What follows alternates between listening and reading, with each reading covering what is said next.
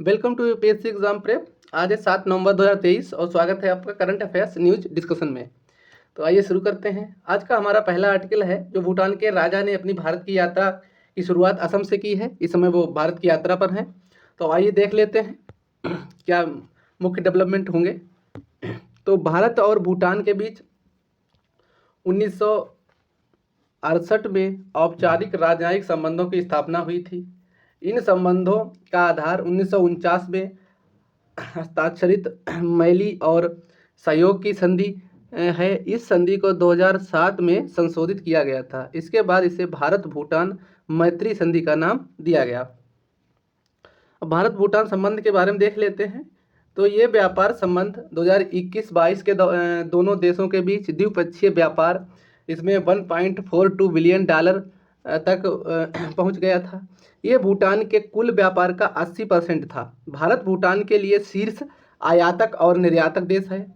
दोनों देशों ने 2016 में व्यापार, वाणिज्य और परागमन समझौते पर हस्ताक्षर किए थे।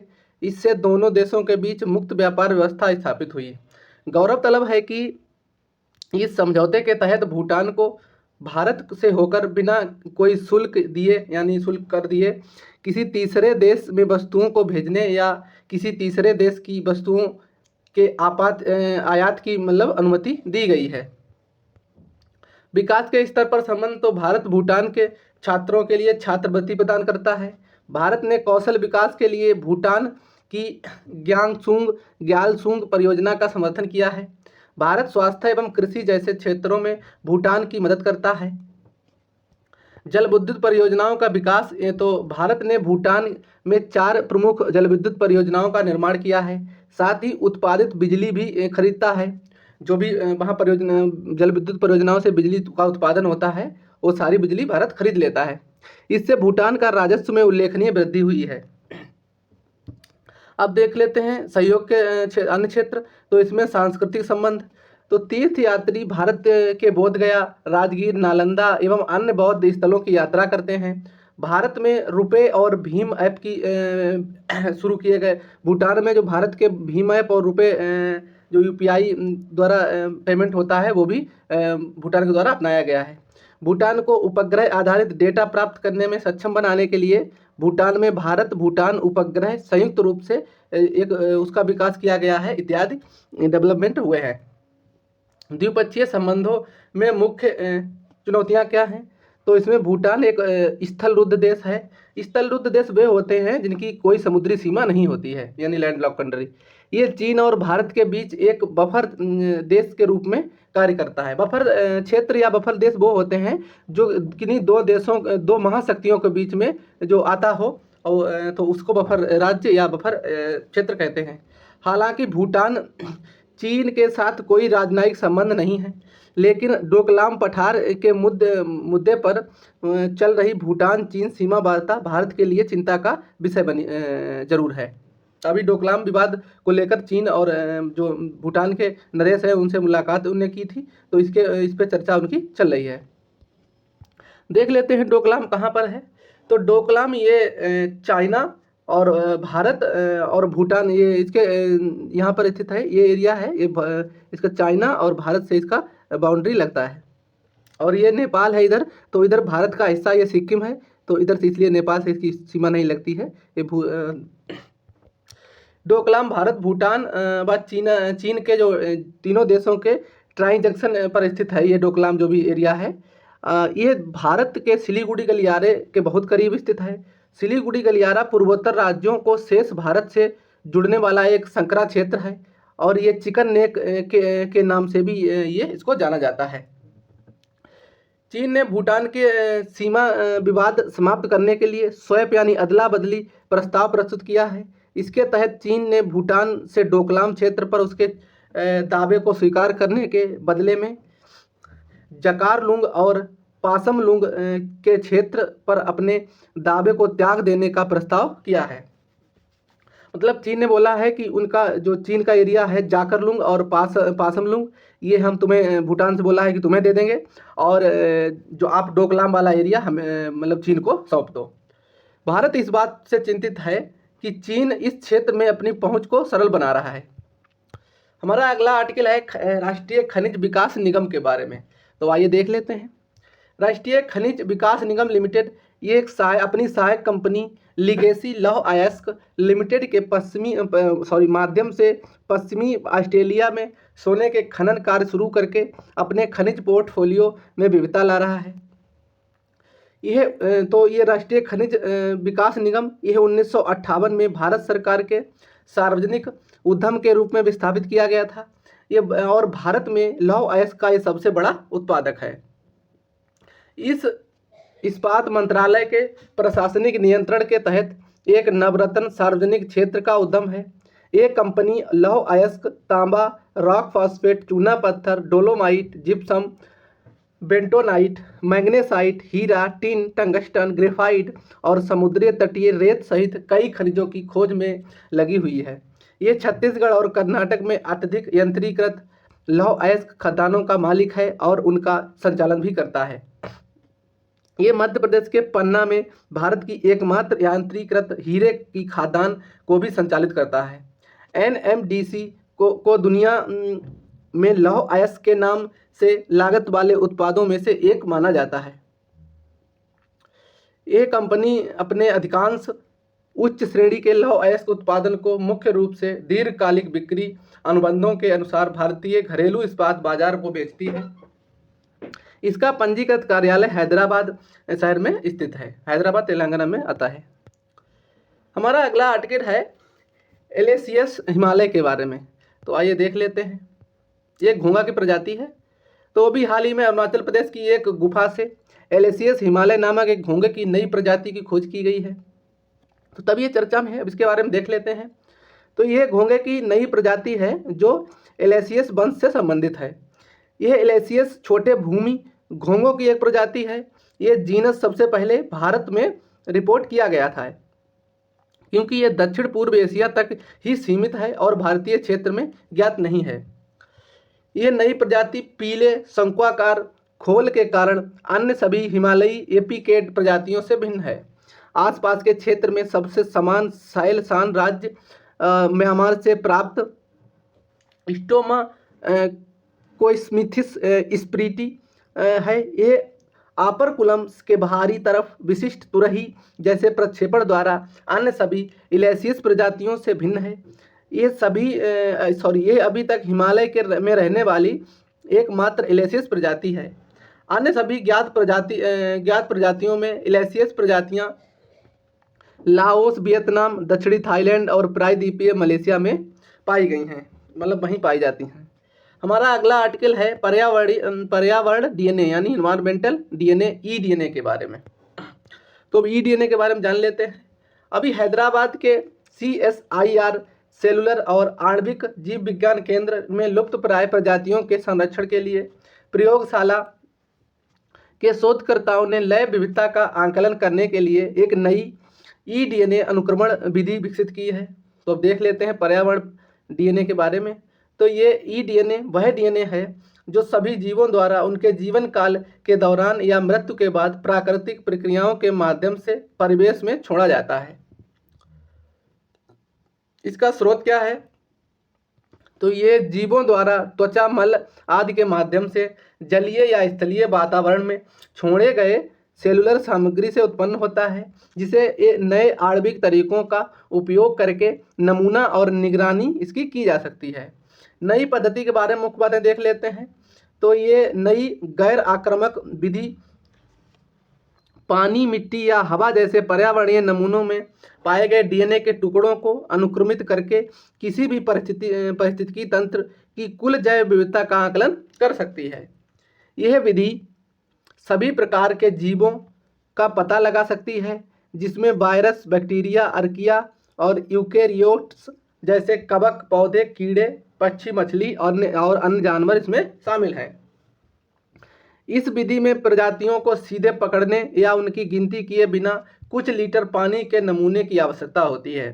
शोधकर्ता पर्यावरणीय नमूनों से EDNA को फिल्टर करते हैं, उसके अनुक्रमों को जो पढ़ते हैं और इस प्रकार EDNA के स्रोत की पहचान की जाती है। इसका महत्व क्या है? तो ऐसी पद्धति आक्रामक प्रजातियों का शीघ्र पता लगाने के साथ साथ दुर्लभ और गुप्त जो प्रजातियां का पता लगाने के लिए महत्वपूर्ण होती हैं। ईडीएनए मानव अवशेषों की उपस्थिति का भी खुलासा कर सकता है। नई विधि सस्ती, तेज और बड़े ताजे पानी और समुद्री पारिस्थितिकी तंत्रों के लिए अत्यधिक स्केलेबल है, जो हमारे देश की समृद्ध जैव विविधता की निगरानी और संरक्षण में मदद कर सकती है। हमारा अगला आर्टिकल है हेलिकोबैक्टर पाइलोरी के बारे में। तो भाई ये देख लेते हैं। ये एक बैक्टीरिया है, इसमें हेलिकोबैक्टर पाइलेरी या एच पाइलोरी ये बैक्टीरिया के एक छोटे से क्षेत्र की दो चरणीय पीसीआर आधारित परख एच पाइलोरी संक्रमण का पता लगाने में मदद कर सकती है, जिसे राष्ट्रीय हैजा आंत्र रोग संस्थान कोलकाता के शोधकर्ताओं की एक टीम ने विकसित किया है। हेलिकोबैक्टर पाइलोरी के बारे में देख लेते हैं। तो ये एक सामान्य प्रकार का बैक्टीरिया है जो पाचन तंत्र में बढ़ता है और पेट की परत पर हमला करता है। ये पेट के कठोर अम्लीय वातावरण में रहने के लिए अनुकूलित है। यह संक्रमण आमतौर पर बचपन में होता है। इसके संक्रमण आमतौर पर हानि रहित होते हैं, इसमें मतलब कोई हानि नहीं होती है ज़्यादा, लेकिन वे पेट की छोटी आंत में अधिकांश अल्सर के लिए जिम्मेदार होते हैं। ये जीवाणु अपने आसपास के वातावरण को बदल सकता है और अम्लता को कम कर सकता है ताकि ये अधिक आसानी से जीवित रह सके। एच पाइलोरी का सर्पिल आकार इसे पेट की परत में प्रवेश करने की अनुमति देता है, जहां ये बलगम द्वारा संरक्षित होता है और शरीर की प्रतिरक्षा कोशिकाएं इस तक नहीं पहुंच पाती हैं। एच पाइलोरी संक्रमण वाले अधिकांश लोगों में कभी कभी संकेत या लक्षण नहीं पाए जाते हैं, इसमें कभी कोई लक्षण नहीं दिखाई देते हैं। जब एच पाइलोरी संक्रमण के संकेत या लक्षण दिखाई देते हैं तो वे आमतौर पर गैस्ट्रिटिस या पेप्टिक अल्सर से संबंधित होते हैं और उसमें शामिल हो सकते हैं। आपके पेट में दर्द या जलन या पेट दर्द जो तब जब बदतर हो जाता है तब आपका पेट खाली हो, उसमें मचली आना और भूख ना लगना और अनजाने में वजन को कम होना आदि इसके लक्षणों में कुछ शामिल है। इसमें आमतौर पर इलाज में इसमें क्या किया जा सकता है, तो इसमें आमतौर पर 14 दिनों तक एंटीबायोटिक दवाओं का एक प्रोटॉन पंप अवरोधक यानी एक दवा जो आपके पेट में एसिड कम करती है का संयोजन शामिल होता है। इस उपचार को कभी कभी ट्रिपल थेरेपी भी कहा जाता है। हमारा अगला आर्टिकल है बी ट्रिमर के बारे में। तो बी ट्रिमर ये टोक्यो विश्वविद्यालय के अभी शोधकर्ताओं ने एक सफलतापूर्वक टिकाऊ प्लास्टिक से बनाया है जो एपॉक्सी रोल बी ट्रिमर पर आधारित है। ये प्लास्टिक की अपेक्षाकृत नवीनतम श्रेणी का प्रतिनिधित्व करते हैं जो कम तापमान पर अपनी प्रभावशाली ताकत के लिए जाना जाता है। उच्च तापमान के संपर्क में आने में उसमें कई बार आकार बदलने की अद्वितीय क्षमता भी होती है। ये आंशिक रूप से बायोडिग्रेडेबल भी होते हैं। बहरहाल उसमें एक उल्लेखनीय कमी है, इसमें अत्यधिक भंगुरता, क्योंकि टूटने से पहले उन्हें ज़्यादातर दूर तक नहीं खींचा जा सकता है यानी इनमें लोच नहीं होती है। इस मुद्दे को हल करने के लिए शोधकर्ताओं ने प्लास्टिक संश्लेषण प्रक्रिया में पारीरोक्टेक्सन नामक एक अणु पेश किया है, जिसके परिणाम स्वरूप एक नया प्लास्टिक संस्करण सामने आया है जिसे उन्होंने बीपीआर नाम दिया है, जो पालीरोक्टेक्सन के साथ शामिल बी ट्रिमर का संक्षिप्त नाम है। बीपीआर एक सामान्य एपॉक्सी रेजिन बी ट्रिमर की तुलना में टूटने के प्रति 5 गुना अधिक प्रतिरोधी है। लगभग 150 डिग्री सेल्सियस के उच्च तापमान पर बीपीआर को पुनः संयोजित होना शुरू हो जाता है, जिसमें सामग्री विभिन्न रूप से धारण कर लेती है। ये 15 गुना तेजी से अपनी मरम्मत कर सकता है और अपने मूल याद किए गए आकार को दोगुनी तेजी से पुनः प्राप्त कर सकता है और सामान्य बी ट्रिमर की तुलना में ये 10 गुना तेजी से रासायनिक रूप से पुनर्चक्रित भी किया जा सकता है इसको। ये समुद्री वातावरण में भी सुरक्षित रूप से बायोडिग्रेड हो सकता है, जो इस सामग्री के लिए नया है। हमारा अगला आर्टिकल है पन्ना बाघ अभयारण्य के बारे में। तो ये हमारे भारत का मैप है और यहाँ पे मध्य प्रदेश है और ये मध्य प्रदेश का बड़ा ये मैप है, उसमें यहाँ पर पन्ना बाघ अभयारण्य पाया है, और यहाँ पर ये बड़ा चित्र इसका पन्ना बाघ अभयारण्य का दिखाया गया है। और यहाँ से ये निकलने वाली ये रिवर निकलती है एक, तो इसको केन रिवर बोलते हैं। अब आइए देख लेते हैं। तो अभी हाल ही में कंबोडिया के वरिष्ठ वन अधिकारियों और फ्रंट लाइन कर्मचारियों का एक प्रतिनिधिमंडल पन्ना बाघ अभयारण्य में प्रशिक्षण के लिए आया, और भारत के पुनः बाघ स्थानीयकरण कार्यक्रम और सभी पहलुओं का इसमें अध्ययन किया गया है। तो तभी ये चर्चा में है। जैसा कि हमने मैप में देखा, ये मध्य प्रदेश के उत्तरी भाग में विंध्य पर्वत श्रृंखला में स्थित एक महत्वपूर्ण बाघ निवास स्थान है। इसे भारत सरकार द्वारा 1994 में प्रोजेक्ट टाइगर के अंतर्गत शामिल किया गया था। इसकी विशेषता क्या है, तो इसमें टेबल टॉप स्थलाकृति है इसकी, इसमें विस्तृत पठार, घाटियाँ आदि शामिल हैं। यहाँ पर नदी जो केन नदी होकर यहाँ से बहती है, जैसे हमने मैप में देखा। वनस्पतियों में यहाँ पे वनस्पति का मुख्य शुष्क पर्णपाती वन यहाँ पर पाए जाते हैं, जो घास के मैदानों से घिरा हुआ है। ये उत्तर में सागौन के जंगलों से घिरा हुआ है, और पूरब से ये सागौन करधाई मिश्रित जंगलों से घिरा हुआ है। यहाँ पर बबूल कैटाचू नामक वृक्ष प्रजाति के पठारों की सूखी खड़ी जो ढलानें होती हैं उन पर प्रभुत्व कर रखती है। जीव जंतुओं में यहाँ पर सलात, भालू, तेंदुआ, धारीदार लकड़बग्घा की एक बड़ी आबादी देखी जा सकती है। अन्य प्रमुख मांसाहारी में इसमें यहाँ पर सियार, भेड़िया, जंगली कुत्ता, जंगली बिल्ली और जंगली चीतीदार बिल्ली आदि यहाँ पर पाए जाते हैं। अब केन नदी के बारे में मुख्य तथ्य देख लेते हैं। तो ये एक रिवर का मैप है। यहाँ पर ये केन नदी है, और यहाँ पर ये पन्ना बाघ अभयारण्य यहाँ पाया जाता है, और ये बेतवा रिवर है। यहाँ पर एक लिंक प्रोजेक्ट भी बनाया जा रहा है, जिसको केन बेतवा लिंक प्रोजेक्ट बोलते हैं। अब आइए देख लेते हैं केन नदी के बारे में मुख्य तथ्य। तो ये भारत के बुंदेलखंड क्षेत्र की प्रमुख नदियों में से एक है, और ये दो राज्यों अर्थात मध्य प्रदेश और उत्तर प्रदेश से होकर बहती है। ये यमुना नदी की एक सहायक नदी है। इसका उद्गम स्थल मध्य प्रदेश के जबलपुर जिले के कैमूर रेंज के उत्तर पश्चिम ढलान पर आहिरगमा गांव के पास होता है। ये 427 किलोमीटर की दूरी तय करती है, और फिर ये उत्तर प्रदेश के फतेहपुर के पास चिल्ला गांव के पास यमुना में मिल जाती है। इसकी कुल लंबाई 427 किलोमीटर में से 292 किलोमीटर ये मध्य प्रदेश में और 84 किलोमीटर उत्तर प्रदेश में बहती है, और 51 किलोमीटर ये दोनों राज्यों के बीच सीमा बनाती है, जो बिजावर पन्ना पहाड़ियों को पार करते हुए 60 किलोमीटर लंबी और 150 से 180 किलोमीटर गहरी खाई को काटती है। इसकी केन नदी की सहायक नदियों में बबास, देवार, कैथ, बैनक, कोपरा और बियरमा आदि हैं। हमारा अगला आर्टिकल है मातृत्व अवकाश के बारे में। तो अभी देख लेते हैं। रक्षा मंत्रालय ने मातृत्व, बाल देखभाल और बाल दत्तक ग्रहण के लिए अवकाश के से संबंधित नियमों का विस्तार किया है। नए नियमों के अनुसार अब सशस्त्र बलों के सैनिकों को भी उनकी अधिकारियों के समान उक्त अवकाश प्राप्त हो सकेगा। साथ ही सशस्त्र बलों के सभी रैंकों पर पदस्थ महिला कर्मियों को अब असैन्य सेवाओं और में कार्यरत उनकी समकक्ष महिला कर्मियों के समान मातृत्व अवकाश दिया जाएगा। मातृत्व अवकाश लाभ अधिनियम 1961 के तहत शामिल होता है। इसे 2017 में संशोधित किया गया है।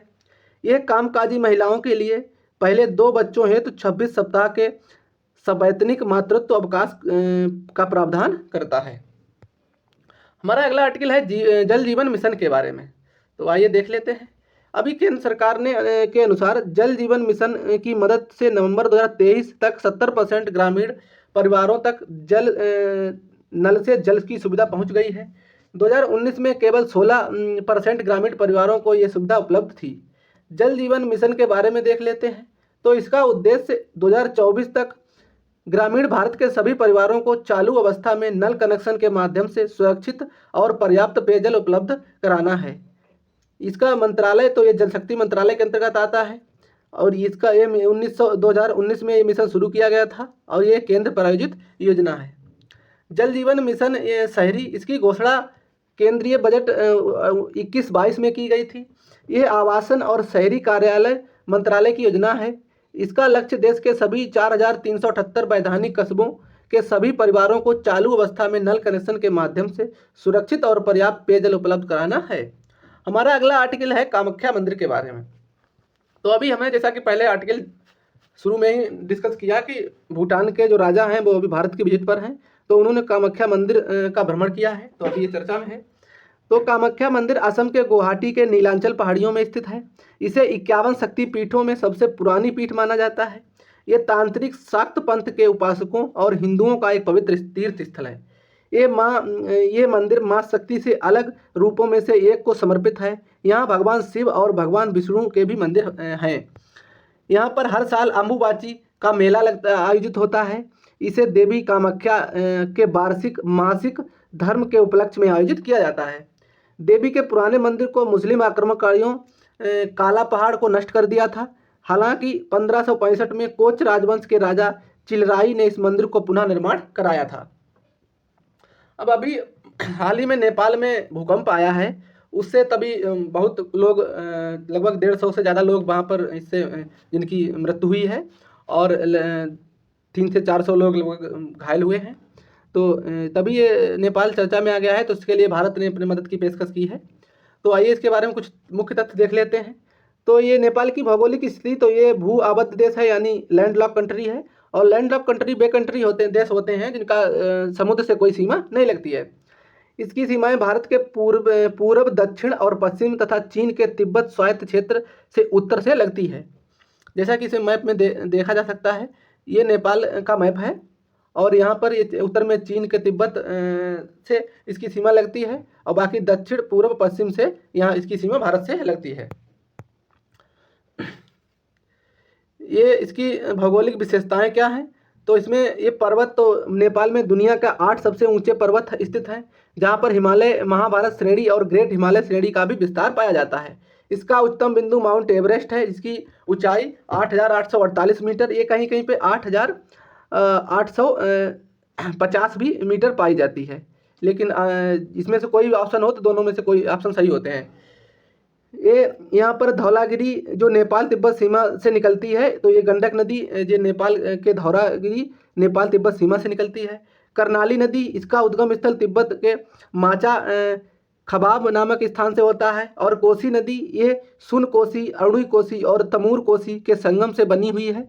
इन सभी नदियों का उद्गम स्थल नेपाल और तिब्बत का हिमालयी क्षेत्र ही है।